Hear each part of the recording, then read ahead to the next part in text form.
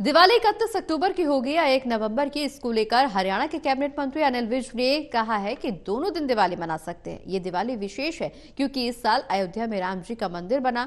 साथ ही चुनाव आयोग ने कांग्रेस में हरियाणा चुनाव में धांधली के आरोपों को खारिज किया है, जिसे लेकर अनिल विज ने तंज भी कसा है।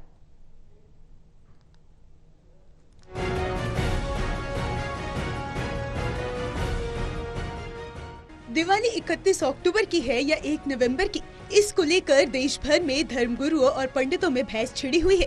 इसी बीच हरियाणा के कैबिनेट मंत्री अनिल विज ने बयान दिया है।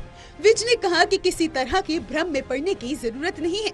दिवाली 31 अक्टूबर और 1 नवंबर दोनों दिन मना सकते हैं। ये दिवाली विशेष है क्योंकि इस साल अयोध्या में राम जी का मंदिर बना है।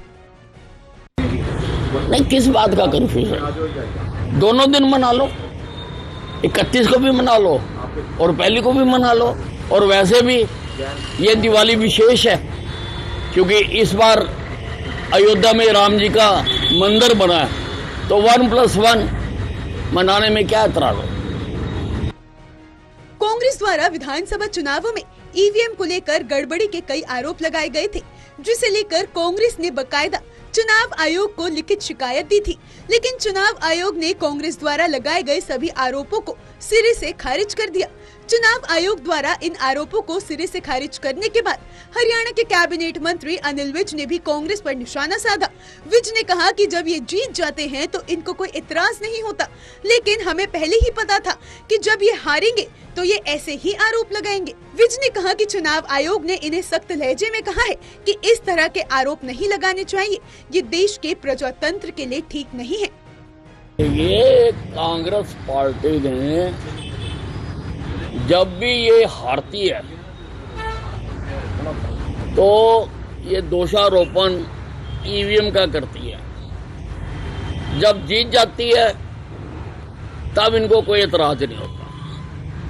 तो ऐसा ही अब हुआ, हमें पहले ही पता था कि भी जैसे ही ये हारेंगे तो इन्होंने ईवीएम को ही दोष देना है।